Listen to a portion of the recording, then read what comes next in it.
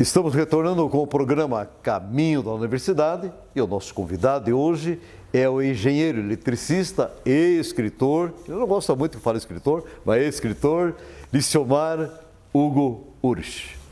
Bom, eu fiz um questionamento para você, meu caro escritor, vou judiar de você, chamado de escritor, e sobre uma polêmica aí, uns 3, 4 anos atrás, de um livro que todo mundo começou a cochichar, dizer que está revelando algo extremamente importante que ocorreu na cidade, é verdade ou é mentira, e correu o quê? O livro não estava ainda lançado, era apenas cópias de xerox desse livro.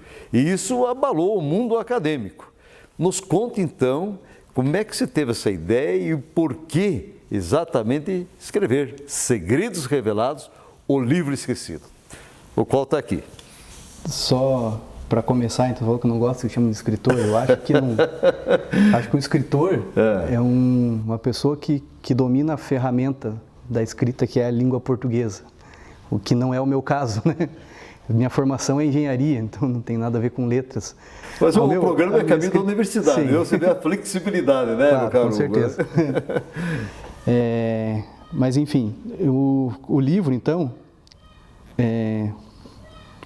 como ser professor de história, eu vou contar a história desde o começo, né? Ótimo, voltando. excelente. A ideia de escrever o livro veio em 2001, quando a faculdade estava em greve, né, lá em Curitiba. Aí eu vim para cá, ficou 4 meses em greve a faculdade. Aí eu, assim, escrever o livro foi por uma motivação, assim, nem um pouco transcendente, né? Eu escrevi o livro porque não tinha nada melhor para fazer. A faculdade estava de greve, eu estava aqui. Estava na ociosidade. Na ociosidade, é. Vê como a ociosidade é importante, né? Leva a elucubrações profundas. Pois é. E foi meio de estalo, assim, não foi uma coisa que eu estava planejando, não, vou escrever um livro e tal. Diz que tem aquele ditado, né, que diz que o homem tem que plantar uma árvore, escrever um livro e ter um filho, né? Perfeito. Então, já tinha plantado árvore e escrever um livro, porque na época eu não era casado, não tinha intenção de ter um filho, então vou escrever o livro agora, nesse momento. Depois, antes do casamento. Isso, depois quando eu me casar, aí eu fecho o ciclo. Perfeito.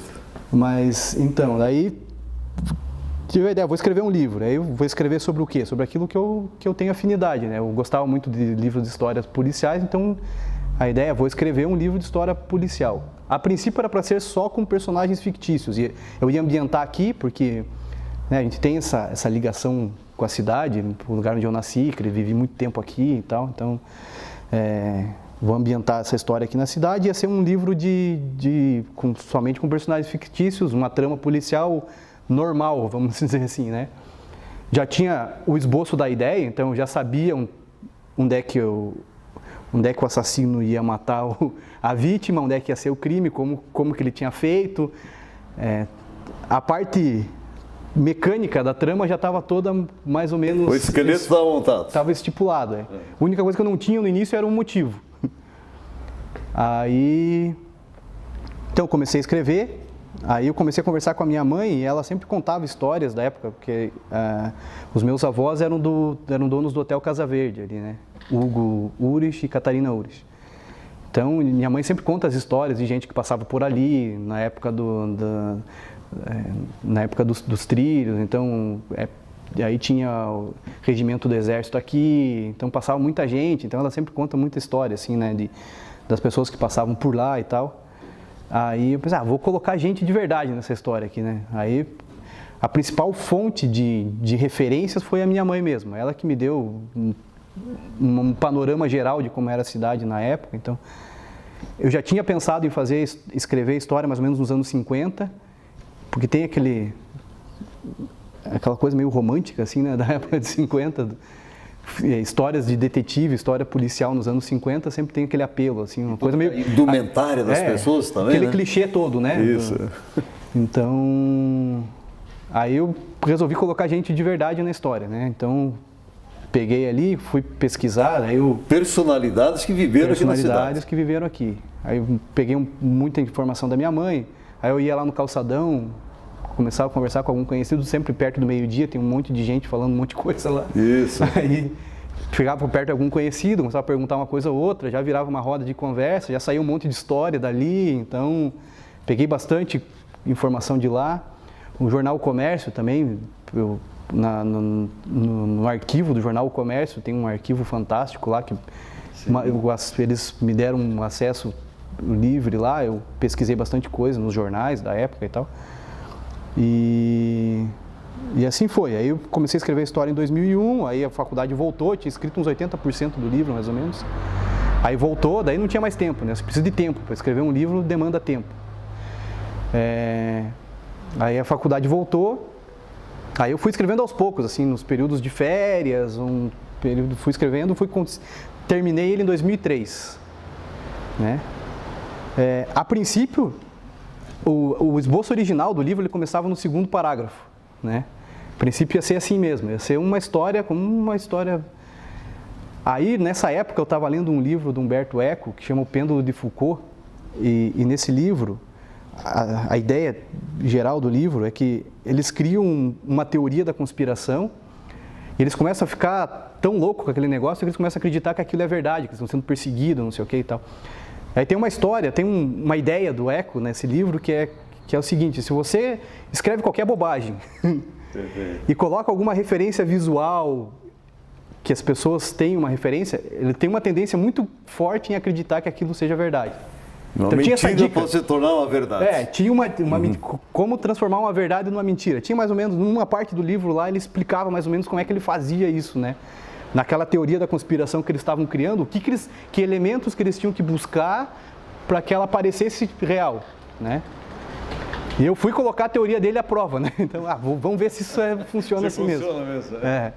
Aí eu acrescentei o primeiro parágrafo no livro, se for ver lá. Então, peguei uma referência de um fato real, que eu e meus primos arrombamos um cofre que pertencia ao meu pai adotivo mesmo, né?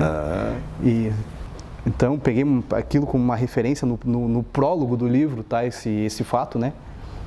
E aí, imprimi umas 5 cópias e distribuí entre os meus primos, meus tios e tal.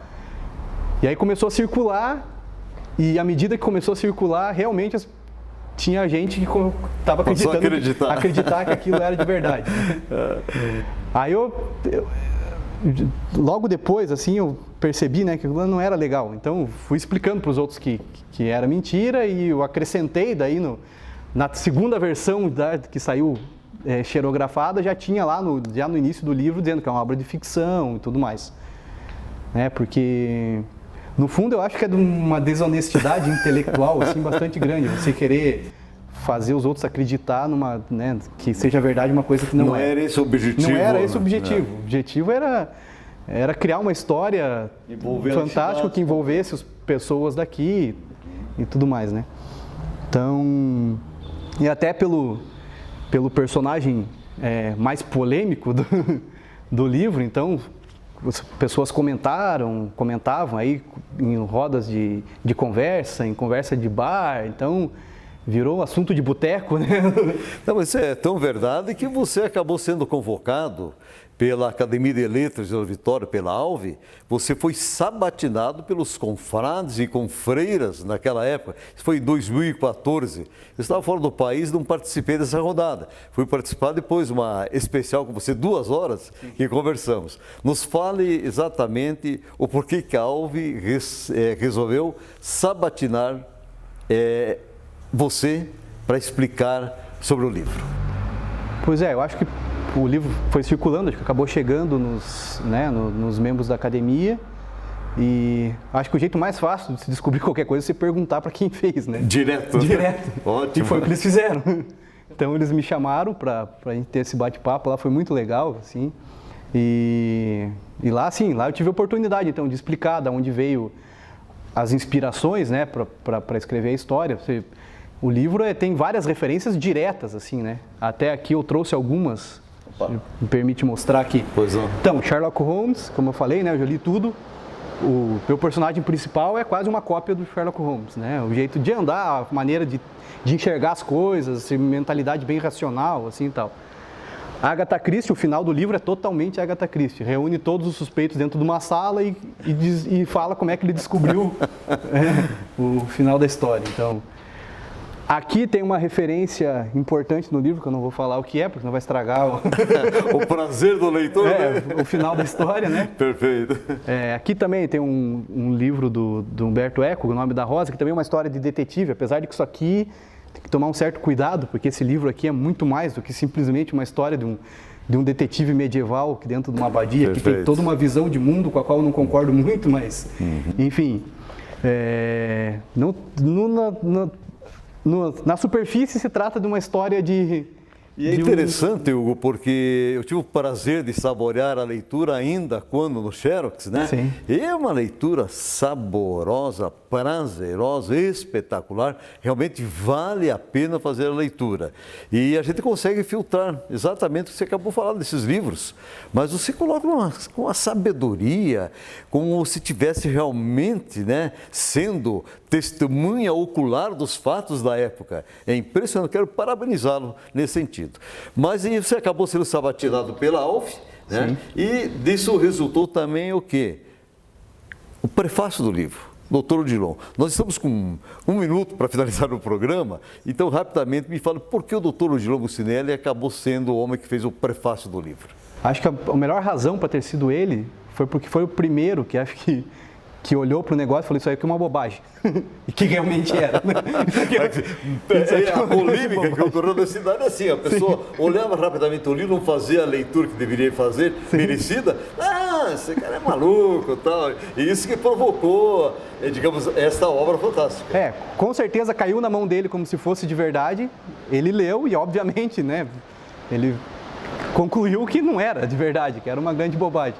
E aí foi daí que surgiu a conversa, comecei a conversar com ele, explicar da referência e tal, de falar que realmente era uma obra de ficção, que eu tinha inventado a trama, então acho que era a melhor pessoa mesmo porque ele já sabia desde o começo do que se tratava, então, sem dúvida, aí depois, eu acho que no final acho que ele acabou concluindo, assim como eu também, demorei 10 anos mais ou menos para publicar o livro de fato, né, porque...